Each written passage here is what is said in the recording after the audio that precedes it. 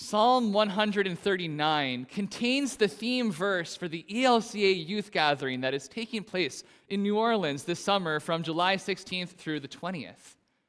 The theme of this gathering is created to be. And the specific verse is 14. I praise you, for I am fearfully and wonderfully made, or marvelously, as we heard in the reading. Wonderful are your works that I know very well. And I want us to consider this bold claim today. You are a work of God.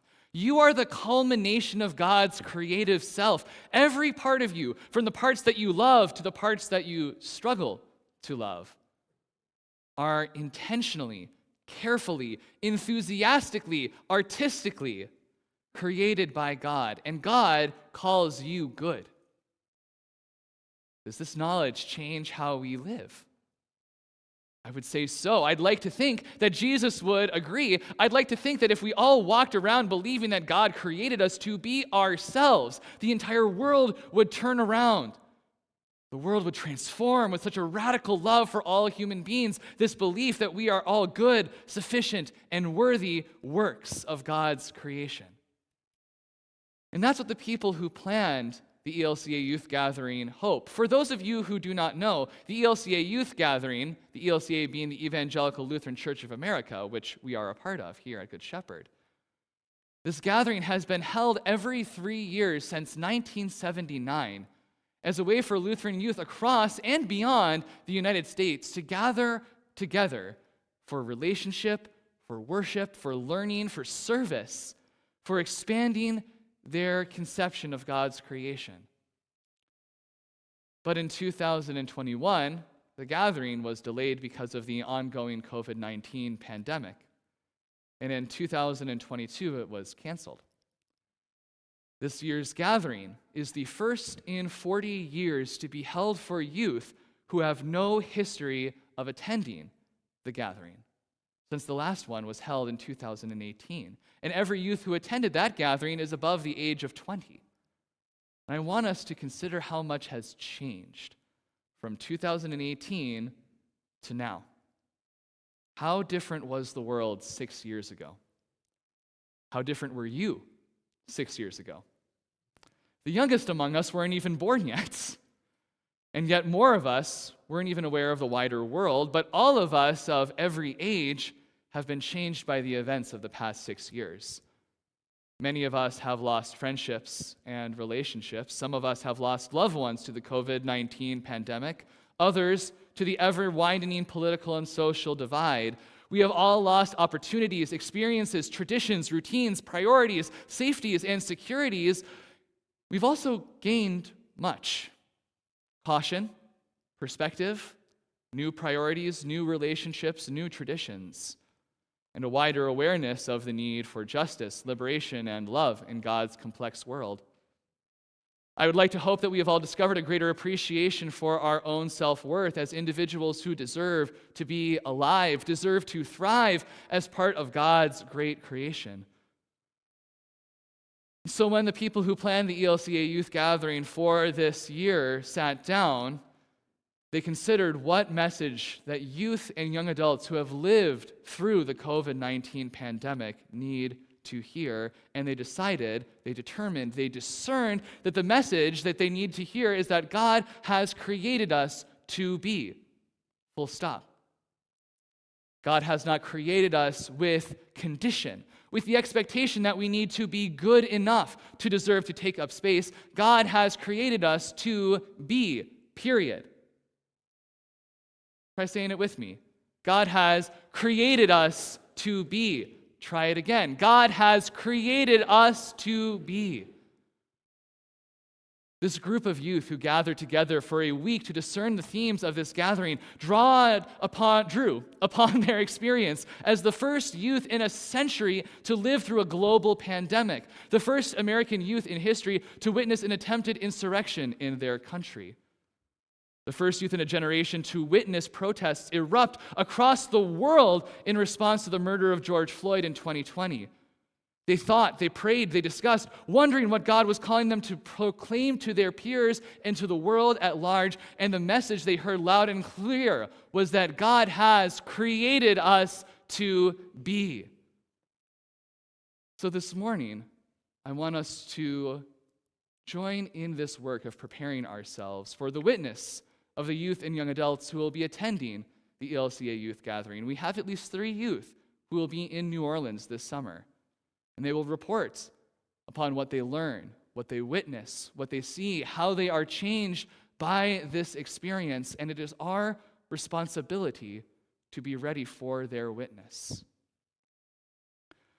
So underneath some of your pews, you will find a large piece of paper, a poster board, with one of the daily themes of the gathering written on it. These words are 5 of the invitations that the gathering planners believe follow from the belief that God has created us to be. That God has created us to be brave. God has created us to be authentic. God has created us to be free. God has created us to be disruptive. And God has created us to be disciples. On each piece of paper, you will find questions on the front, or one question, on the fronts. And these are the questions that the youth will be exploring throughout the gathering, both before, during, and then afterward. I want you to explore each question as a group around you. Find a group of people, maybe roughly between 5 and 10 people, and discuss this question. Discuss how God has created you to be, and then write your answers down. We'll have Andrew Haig pass out markers to each of the different groups. We might not have enough markers for absolutely everyone. You might have to share. I know, hard. But using those markers handed out to you, make sure to write down answers on your board. And you don't have to limit yourself to just one answer. You are allowed to contain multitudes because God has created you marvelously. There will be far too much to share together now, as much as I'd like to hear all of the answers that you discuss. But instead, we'll collect these poster boards, these papers, at the end of this practice, and we'll display them out there so you can go and look at them. And I encourage you, after worship today, to go and look at the answers, the multiplicity of answers, the multiplicity of responses of how we feel created to be brave, authentic, free, and disruptive disciples.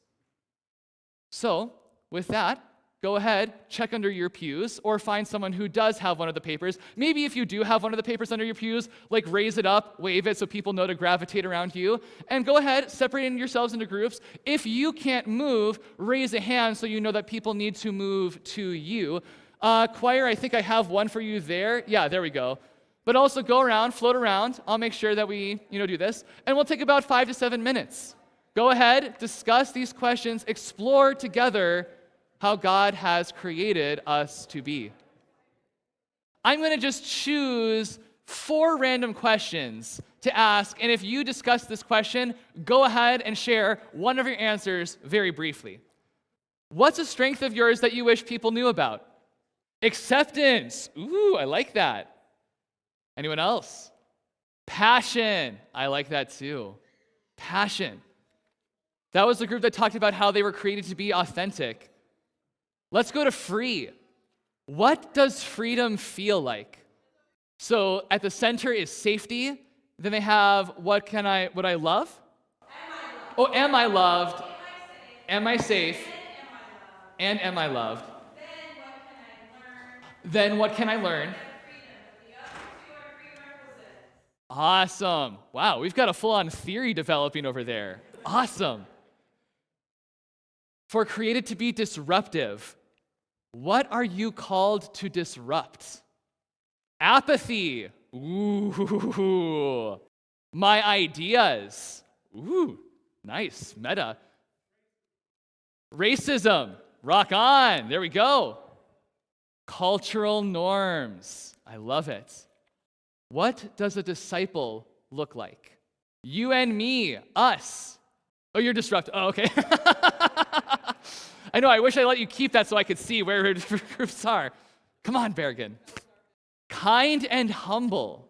And I realize I neglected brave. So what is God calling you to do even though it might be terrifying?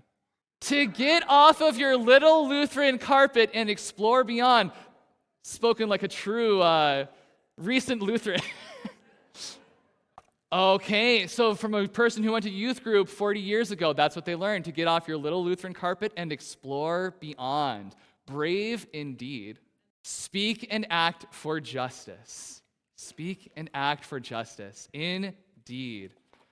Thank you for participating in this activity. Again, I cannot encourage you enough to make sure you read these after worship today, because it's important that we explore these questions, because there are not many reasons for youth and young adults today to believe that they have been created with purpose and intention. The dominant message that young people hear today is that they are not enough, that they are not good enough, not perfect enough, not worthy enough, unless they conform, unless they buy, unless they make themselves tolerable.